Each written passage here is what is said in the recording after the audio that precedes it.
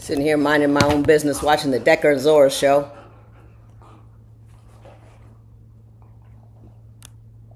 All day long, they fight over that ball. But it's and I was interested.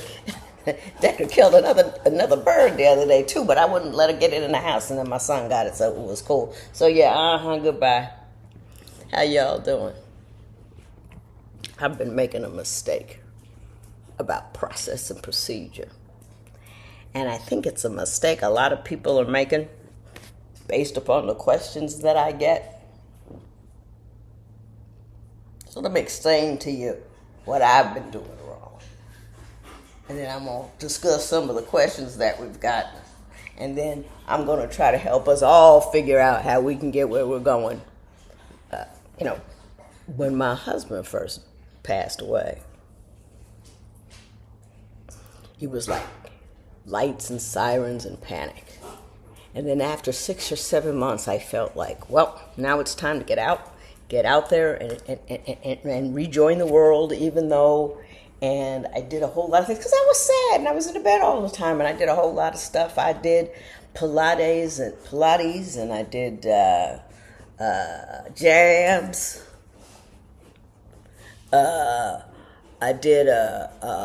I did jiu-jitsu. Here I come in my denim-colored Volvo, and then just these F-150 trucks keep pulling up. Each one is jacked up higher than the other one. A bunch of dudes came out, 12 dudes and me. I did the class, and a woman finally came halfway through, so I had something to do. But until then, I did everything.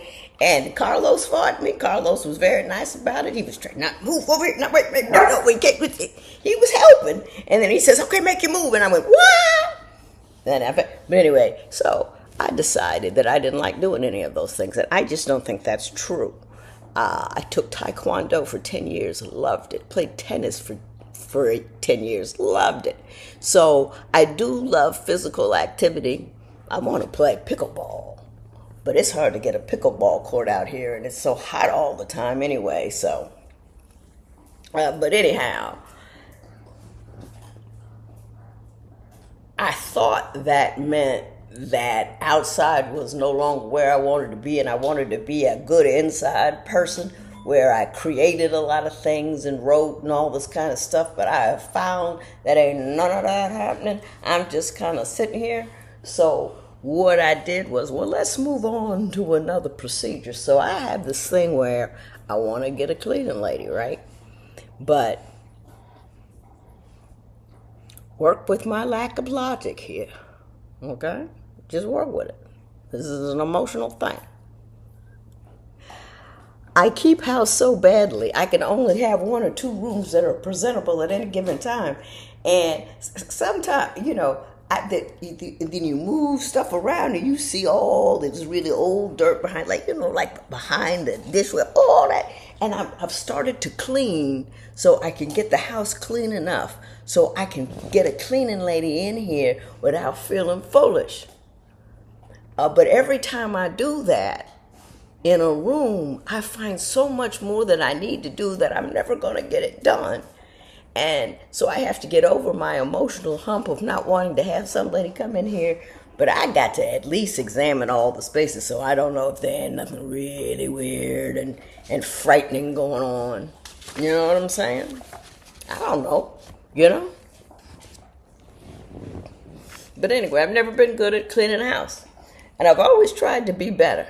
And I remember when I first moved to Phoenix, my mother and my sister flew out because my husband was still back in Cleveland with the boys, and they flew out to help me set up the house. So, because I had moved everything out here and all this kind of stuff, and Mom was unpacking. And she was unpacking. She would put stuff up, and she says, "You know what this is, don't you?" She was taking us, "This is all Cleveland dirt. You have moved 10 pounds of dirt from Cleveland to Phoenix. I just want you to know that." And then for the rest of the time, it was just, "Mama, Cleveland dirt." Now, see, that should have already been clean. Cleveland dirt. So every year before my mother came out for Thanksgiving, or Christmas or whatever, whenever she would come out, I would clean house for a week like a mad woman. And I'm like, think I always got it. She'd be in there 10 minutes, find some dirt. But at least she don't claim it's Cleveland dirt no more. This was Arizona dirt. All of those stories notwithstanding, I had a point. I really did. Not quite sure what it is anymore, but I had a point. Oh, my point was, I want to show you something.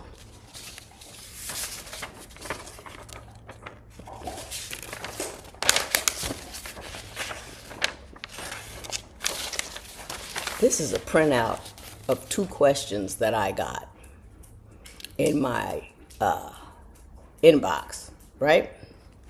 Inbox down there. If you want to ask me a question, you click on the link tree down there, and then you say, Ask Judge Lynn, it sends me an email. But these long letters are indicative not only of representative of a lot of what I get. It's like we haven't figured out, and me too, haven't figured out what exactly is the problem. There's just all these things swirling about us, and we're just upset. And I'm going to read these, and I'm going to tease out all the stuff that I can find that I think people need to be addressing. There are 2 things I've teased out so far.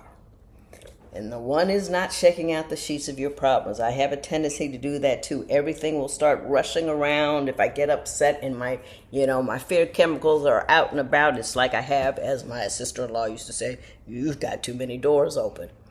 My home is my emotional house is exposed to the world in a most dramatic fashion because I'm upset about everything, and you have to be able to say, okay, and a pen and paper, this is my favorite thing, write this down. When I do lists of things, I do better. And the second thing I have teased out of this is often we know what the answer is, but we don't want to do it because it's uncomfortable. It's not easy. You're concerned about the response, and you know what to do, but you want to see if you can find a way to do it with that or without the trouble. Because I always know what I should do. And I have a second set of eyes that tells me how often I don't do what I should do because I didn't feel like it. Not feeling like it is the worst thing in the world. Not feeling like it has been the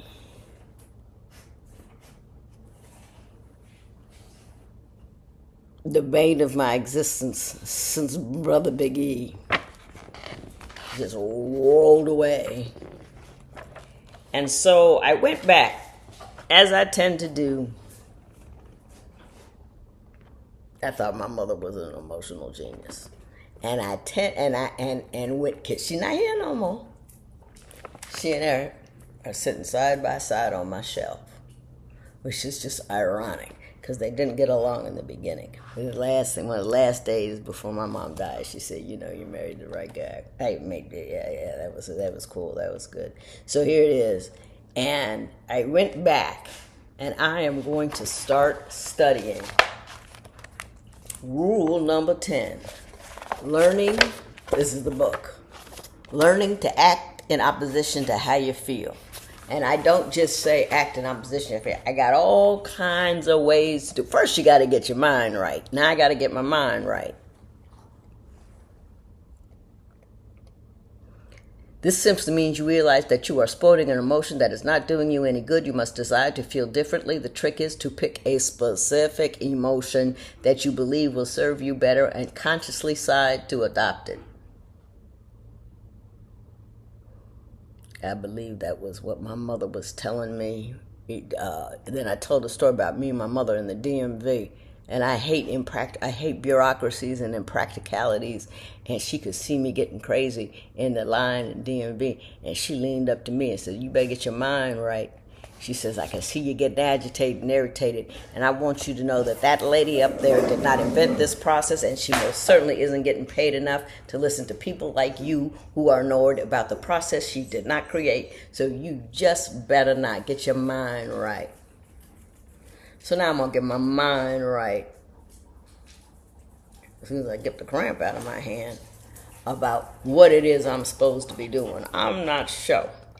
And I've been howling purposelessness for a while. Just feeling sorry for myself. But then some things have kind of started rotating back to me. I'm hearing from young ladies that I haven't heard from since Cleveland. Cleveland, I hate things that are impractical. Like when I was on the bench, I don't know what's happening over there. When I was on the bench and I was sentencing 18-year-old girls for stealing food because they had 3 kids at home with no high school diploma, I said, well, this is silly. So what I did was, I just hate doing stupid stuff that doesn't make any sense because you can't. Why are you sitting on there?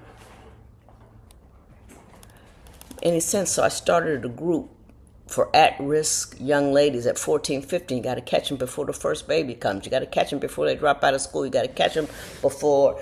And I went in there and learned a lot about what a lot of the young ladies weren't getting. But anyway, I tried to do things that have efficiencies. But now I am in the process of getting my mind right about getting out of this house, getting my mind right about getting a cleaning lady. I'm going to keep cleaning. I swear I'm going to get somebody in here. I'm going to get somebody to paint that wall. I'm going to tease out every other thing in this thing that I can find so I can help and assist with how you see it. Do you know what I mean? I don't have answers for how to do it, but I got a lot of suggestions of different ways to look at things so you can approach and process better and easier. The one thing I will say is don't adopt the cultural crank that we got so much of in the bank. You know what I mean? Everybody is. I'm going to cook, and when I get these, I hear a lot of, and I told him, or I took him to task, or shall I confront him, or, should I put up with it, or should I leave? There's a whole lot going on in the middle that's called compromise, understanding, taking this but not that. I'll put up with, my mother was like, I put up with this, but I ain't putting up with that. You know what I mean? And I love you the whole time. She'd say things like that to my, you know what I mean? But it's not all or nothing.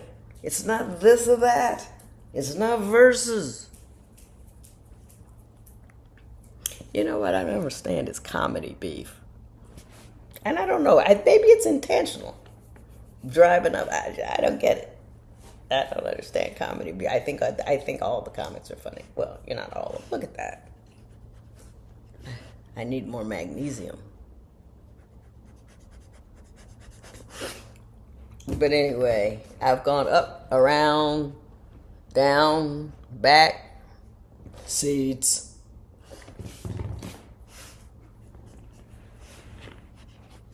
Still not sure what I told you. But I'm going to get this cramp out of my hand, eat a banana. Also, that's good for it too. Banana, potassium.